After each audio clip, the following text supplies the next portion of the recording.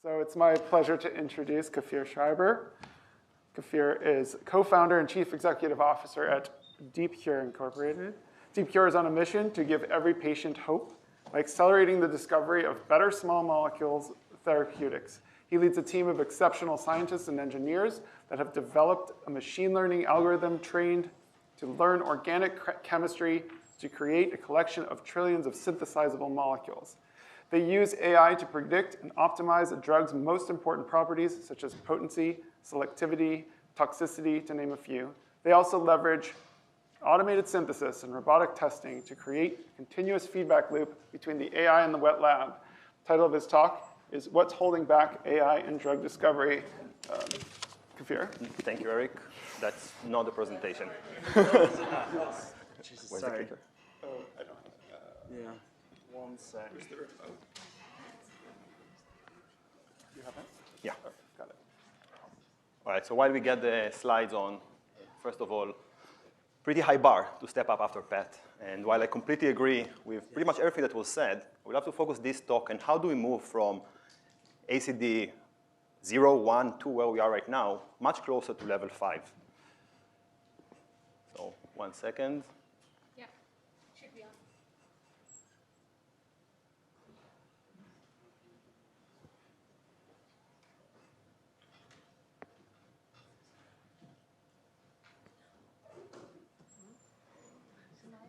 No?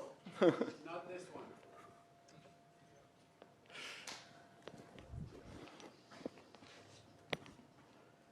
This one. Great, thank you.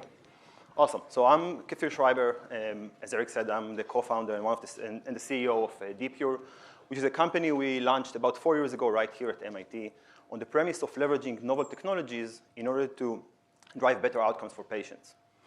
And what I would like to talk to you today about is what I think, or at least what my take is on what's currently holding small molecule drug discovery. How can AI provide those solutions that we need and basically make the point that it is not a standalone solution, and ask what kind of AI-enabling technologies are necessary in order to unleash the full potential of AI in this space. So let's start by talking about some of the key challenges in our industry at the moment.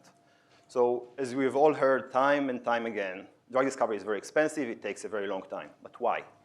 So first, we can break it down to the discovery, preclinical development, and development. And while we can all agree that there is so much we can improve in the clinic, I would like to make the case that a radical change is needed already in the discovery phases if you are ever to drive real outcomes for patients. Right now, about 49% of discovery programs will fail already at that stage. And not only that, 92% of the products will fail later on, which means that we are not only failing way too often in discovery, we are also providing a product that is not good enough. It is way too likely to fail in the clinical stages, which means that we have to address this problem. So let's look a bit deeper into that. Every discovery program can be broken down into 5 main steps: a starting library, a hit identification phase, hit to lead, lead opt, and a development candidate nomination. So if we start with the first 2 and look at some of the challenges, we look at the libraries. Typically, we start with a physical library, whether it's HTS, DEL, fragment-based, you name it. And we screen those through a primary binding assay, typically triaging through a secondary one. This gives us the starting points, the hits. Now, it's key to understand that the hits we select at the very beginning pretty much determine the entire fate of the full program. A good hit might lead to a quick, efficient, and eventually more likely to succeed clinical trial, while a bad hit will inevitably lead us down a long, laborious, expensive, and eventually a failed optimization process. Now, unfortunately, even though we saw a few big numbers on the slides before, the current libraries that we have today are still very limited in scale, but they also lack the diversity that we need. Each library with its own chemistry biases that overrepresent specific chemotypes compared to others. And at the same time, we are lacking the fundamental ability to differentiate a good hit from a bad one. When we start to look at the hits we get from those screens, it's very hard to say which is the one that is going to get us to a good development candidate and which one will take us down the wrong way. Second to that, once we already identified a few hits, we start the optimization phase. typically involving synthesizing, custom synthesizing, hundreds and thousands of analogs of our chemical series, and progressing those through a cascade of biological assays going upwards in cost, which is still probably the slowest, most expensive piece of the entire discovery development phase. Now, the sad part is that custom chemistry hasn't changed much in the last 100 years. We are still fully dependent on human chemists synthesizing one molecule at a time in a very slow and very expensive process, like Pat said before. On top of that, the fact that our screening cascades are so sequential limits the type of data and the amounts of data that we can generate in this process.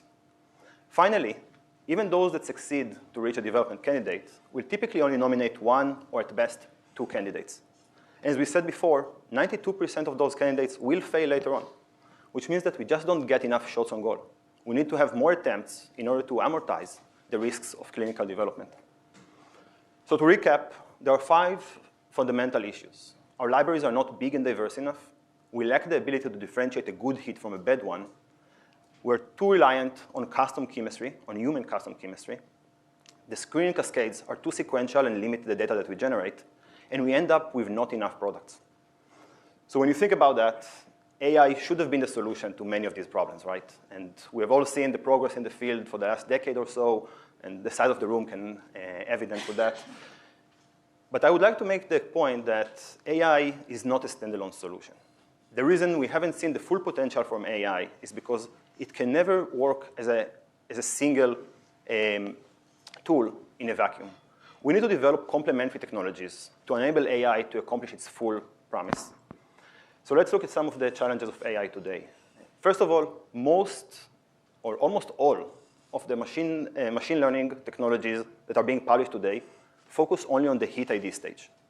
And while AI or machine learning can definitely help us screen much larger libraries, we are still dependent on commercially available libraries like NMinReal, Wuxi Galaxy, and others that are still limited in scale and provide a very biased set of chemistries, typically one-step synthesis.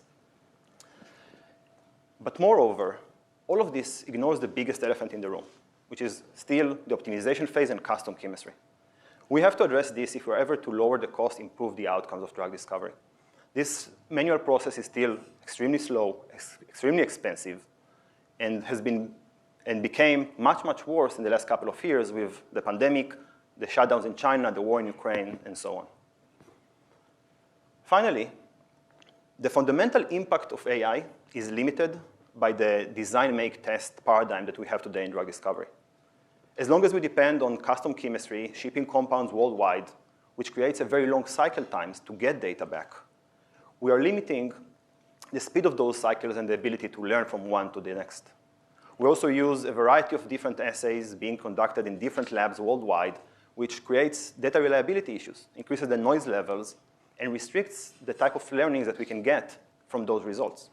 And finally, the high cost of downstream screening, once we already have a hit, prevents us from generating significant amounts of data and stops us from identifying those key limitations, the key liabilities of each molecule at the very beginning. So what can we do about all of this? I would argue that what we need is not another model. Those are AI-enabling technologies that will help us solve those fundamental challenges of AI in drug discovery. And that's pretty much exactly what we have been doing at DeepCure for the last 4 years. We have built what we call the world's first molecular foundry. That's a site fully designed to automate the complete design, make, test, learn cycle from start to finish.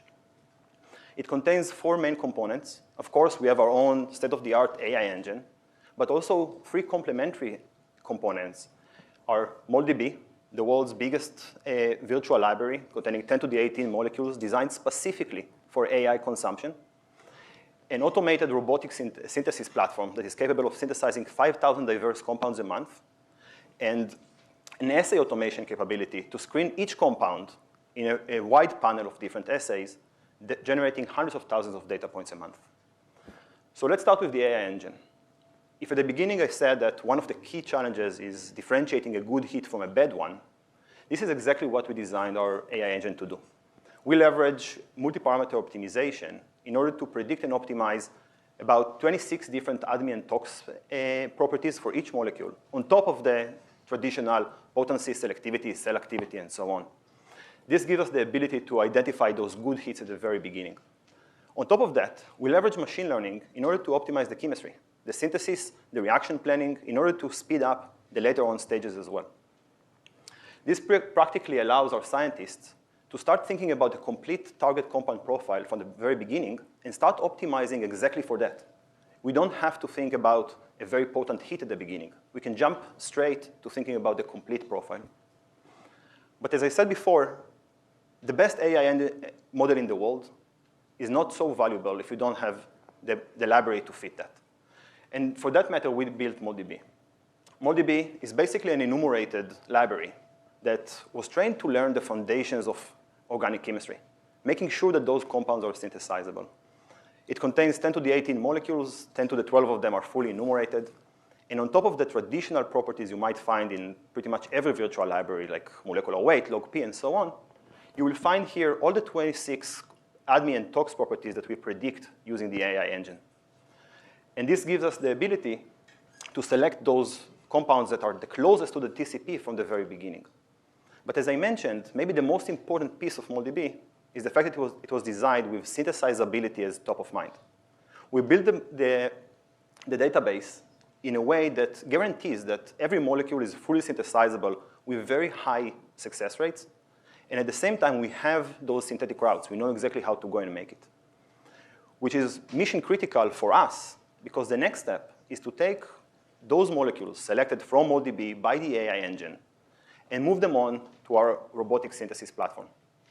This platform was designed to synthesize more than 5,000 unique, diverse, and complex molecules every month, including multi-step, including purification, everything else that is included in custom chemistry today, which allows us to pretty much solve the biggest bottleneck, in my opinion, in drug discovery today, the reliant on manual custom chemistry at different CROs or internally.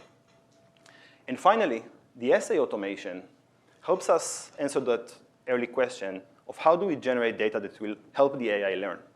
Our assay automation capabilities take every compound synthesized on the synthesis platform and screen those through a panel of about 15 different assays, including tier 1 ADME, tier 1 tox, and the typical biochemical binding, biochemical activity, cell-based activity, and so on. This means that we can progress the entire design, make, test, and learn cycle within this facility. So to summarize, if you ask me, drug discovery is currently limited by a few underlying issues. And AI has a ton of potential to help us solve and overcome some of these. But at the same time, it will be the AI-enabling technologies that will help us drive the full impact of this technology. We need to solve those underlying issues first before we move on to develop another machine learning model. This is pretty much exactly what we are doing at DeepCure, and this is what I think the future of drug discovery is going to look like. Thank you very much.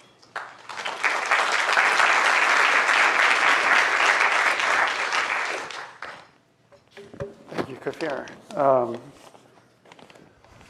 We have time for a few questions if anybody wants to come up to the microphone.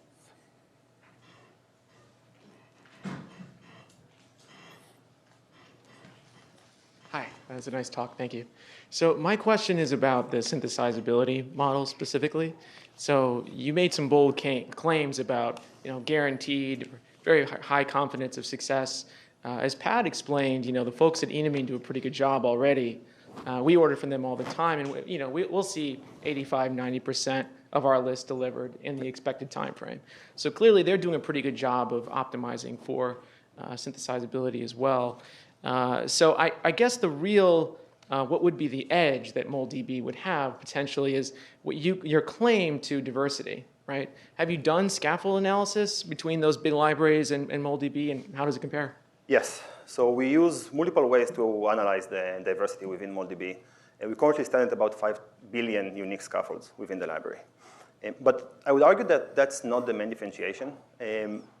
Absolutely. And I mean, he's doing a fantastic job, and in my opinion, developed a very, very unique know-how around the chemistry in their libraries. We use them all the time. It's a super valuable product. However, if you look at it, most of it is single-step chemistries, and it's well-suited for heat ID stages. It doesn't allow you to look for a molecule that has a specific PK profile a molecule that will avoid specific tox liabilities and will be optimized for also the selectivity and potency for a specific target. So if you are adding all of those advanced queries, if you're looking for a molecule that is much more advanced in the discovery workflow, you are not going to find solutions in NMR. And we have the full 32 billion in our database. It's roughly 1%, a bit less of MolDB. We just don't find answers there because it was never designed to be a library of drugs. It was designed to be a library of hits. And that's the big paradigm shift with MolDB.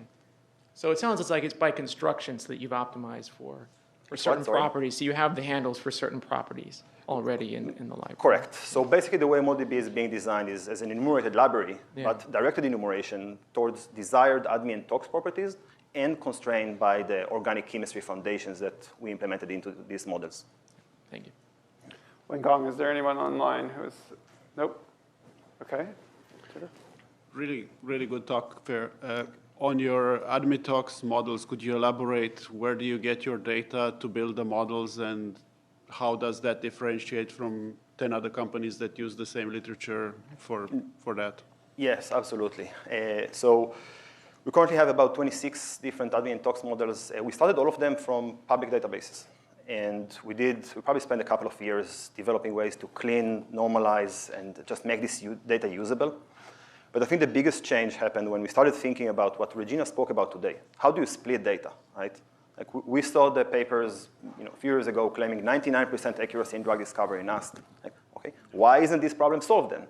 And the answer is because that's not the real-life performance of these models. So that's, first of all, why every model here is being tested prospectively in a real-life setting. And the numbers I showed before are all prospective. Second, we started generating our own data. And one of the big benefits of having the Foundry up and running is the ability to generate data at scale that we just cannot do with CROs, helping us improve those models. So yes, we do a lot of work on developing machine learning and different models and neural networks and whatever. I don't think that's the secret sauce. It's about understanding your data, cleaning it, splitting it so you have a good evaluation, and then going and generating some more. All right, great. If there aren't any more questions for now, thank you so much again, Kfir. Thank you.